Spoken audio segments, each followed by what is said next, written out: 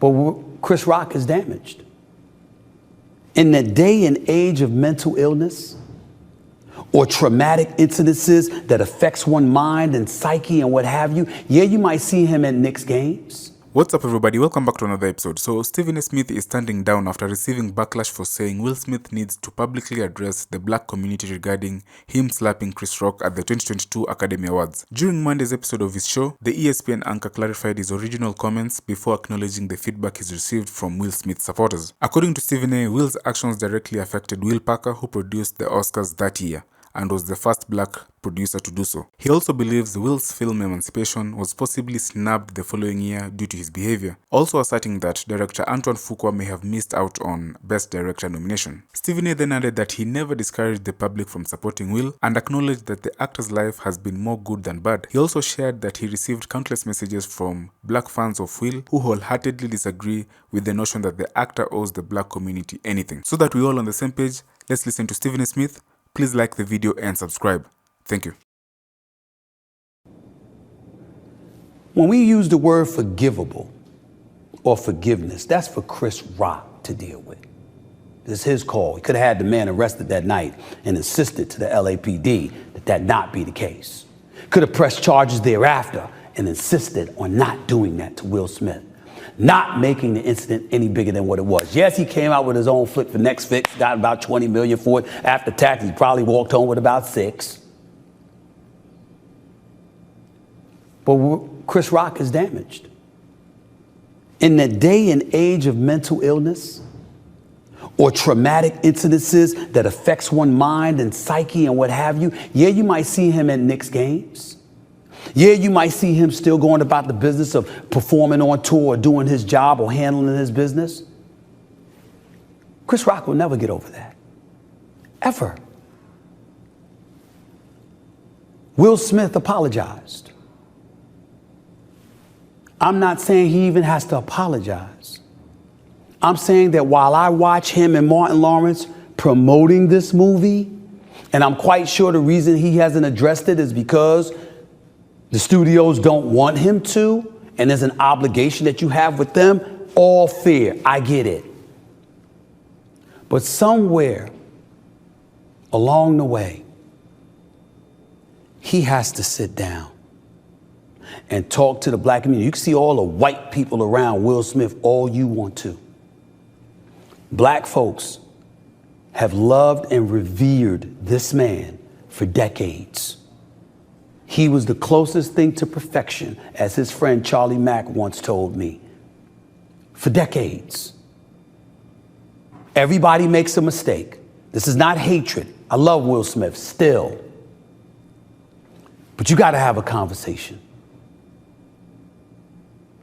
as to why you did that. And when you're apologizing, and when you're getting emotional, and when you're thinking about all the lives or the people that you've affected, it's primarily us as black people who have loved and supported you and watched you go on an international stage and slap one of us in the face and tarnished an historic event for one of the great black producers of modern times in Will Packer, possibly costing yourself and Antoine Fuqua an Oscar for Emancipation along the way. I'm not going to say what you did to the comedic community. Hell, Jim Carrey spoke about that along with various others. We know you wouldn't have smacked Ricky Gervais, Bill Maher, Bill Burr, or a host of others. We know you wouldn't have done that. No apology necessary. I'm just saying, a lot of folks ain't get over that. A lot of folks find it hard to just go to the movies to watch you. I'm one of those people. And I never missed a Will Smith movie. Hitch, Concussion, all the Bad Boys movie from the first one to Y'all with Gabrielle Union, who, by the way, should have been in 3 and 4, by the way. Along with a host of other things. I Am Legend. Independence Day, Men in Black, 1, 2, and 3. Will Smith, you're phenomenal. Phenomenal talent, phenomenal actor, phenomenal individual. You lost your way one night. We need to hear that from you. I'm sorry. That's what I need to do before I look forward to seeing your movies again, more than seeing a sit down. I don't know if I'll ever get over what Will Smith did to Chris Rock. But that doesn't mean I have to. And it doesn't mean that it's a license for me to negatively impact Will Smith. Will Smith slapping Chris Rock was a devastating thing. I'm not talking just for Chris Rock, who's a friend of mine. I'm talking for the black community because obviously Will Packer was the first black producer to be doing the Oscars in its history. And that was a devastating blow to him. Will Smith came out with Emancipation a year later for Apple and all of that stuff. Will Smith was sensational in that movie. So was Antoine Fuqua, the esteemed director and producer extraordinaire. One could easily argue that both of them would have won an Oscar for that, and that Will slap cost Will Smith and Antoine Fuqua an Oscar. That's what I was thinking about.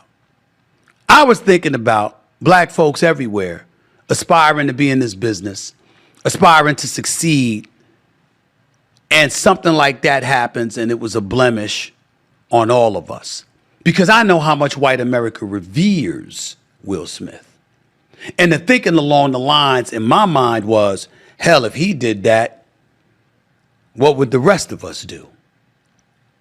There are certain things that happen in the lives of an individual where those incidences are used as a license to castigate the rest of us. And that's what I was thinking about when I said what I said Friday about being torn as to wanting to go see the movie but not wanting to see Will Smith. I wasn't encouraging anybody else not to do it. I was just saying that I was having trouble dealing with it.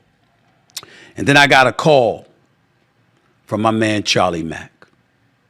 Charlie Mack is Will Smith's former security, good friend of Will Smith, closely connected to Will Smith for decades.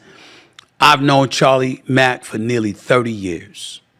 I got a lot of love for him. And he was on fire, calling me because he disagreed with my opinion and was going back and forth with me about it. And then he caught me because he says, Stephen A., what about Grace?